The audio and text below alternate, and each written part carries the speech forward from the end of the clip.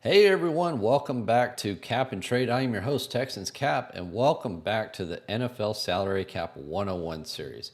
This is episode 9, a continuation of Dead Money, but now we're going to talk about it in the context of post June 1 treatment. Let's dig in.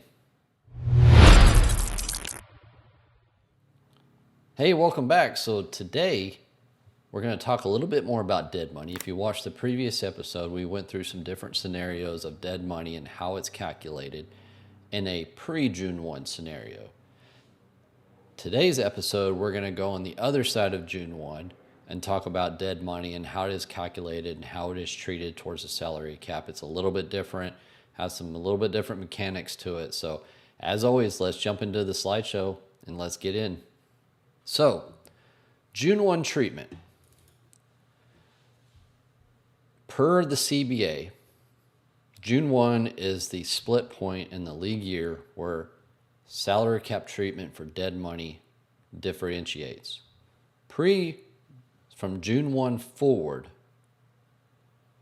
dead money, all of it accelerates into the current league year, right? But after June 1, so we'll talk about post June 1 designations, things like that, but June 2nd and forward, through the end of the regular season, all the money splits over 2 years when it comes to dead money.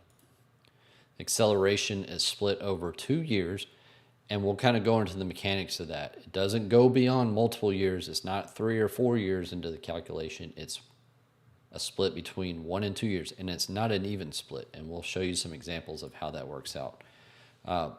Any dead money in the current league year, prorated money, earned roster bonuses, earned workout bonuses, earned per game roster bonuses, all that money will accelerate into that current league year.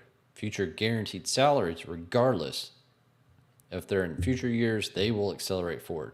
But any prorated money in the future years will accelerate into the following year. So if you have a player with 3 years of prorated money in the future years, that money will calculate and sum up and accelerate into the following league year. So we're going to look at a few different examples and see how the treatment works out. So here we have a 3-year contract that starts in 2025. We're going to say this player signed in free agency, signed this contract here, has some guaranteed salary, has a $3 million signing bonus, has a workout bonus. You see the salary cap the salary cap charge for the player for each year of the contract. So in this specific situation, this player is released on July 2nd, 2025.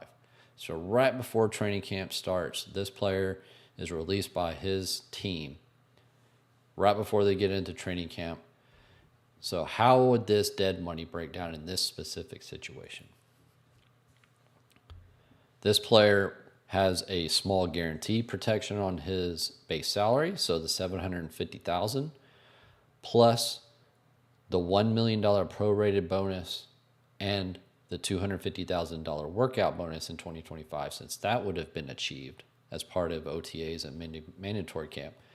Those 3 columns will add up together to give us our dead money charge for 2025, which is $2 million. Now we have prorated money in the future that will shift over into the following league year. So the remaining 2 years of prorated money, which totals $2 million here in the orange, that dead money will be on the following league year salary cap. So this player will account for $2 million of dead money in 2025 and $2 million of dead money in 2026. So now we're going to talk about post-June 1 designations.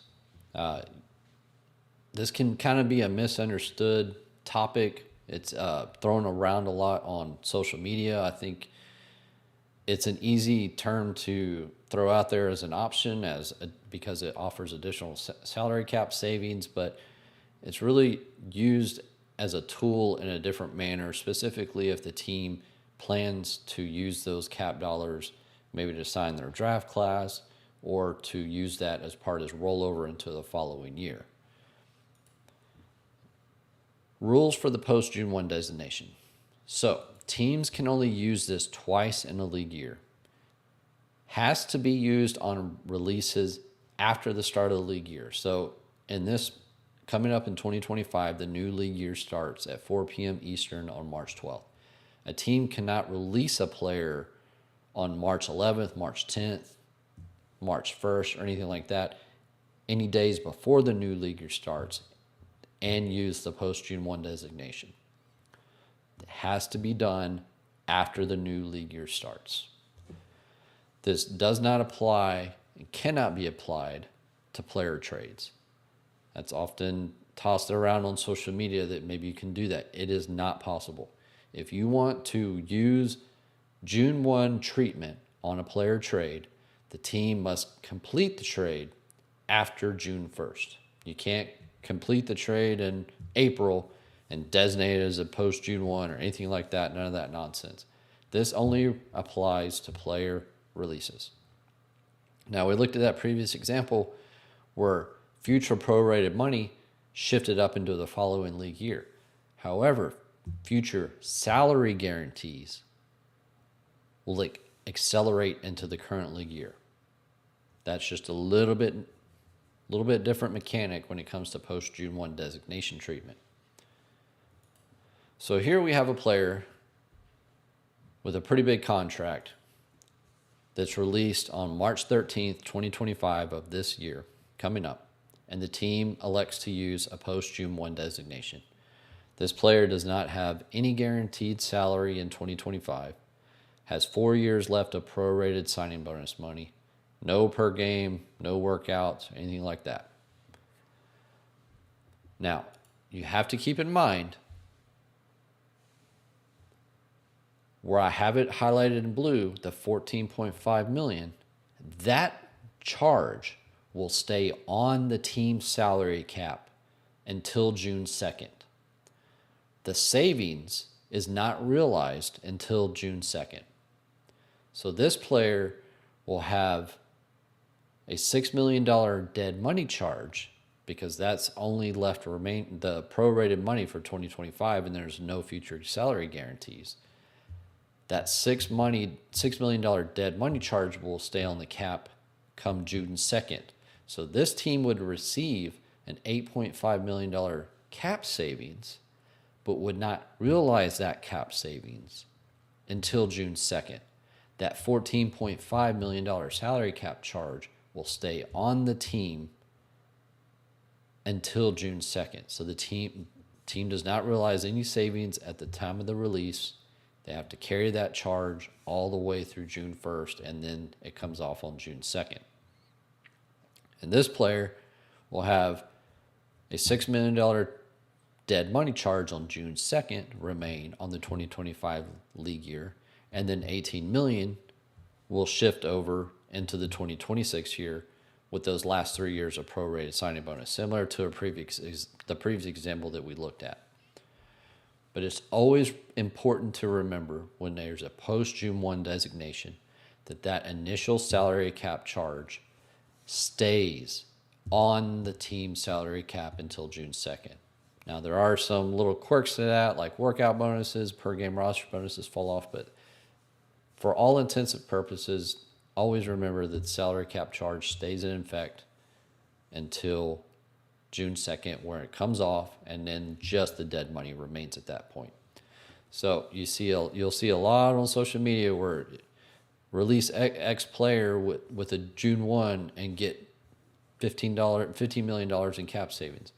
That's great if you're okay with getting the $15 million cap savings on June 2nd. That's not money that you can use in free agency. Now, there are teams where they're tied against the cap and they'll use a June 1 designation.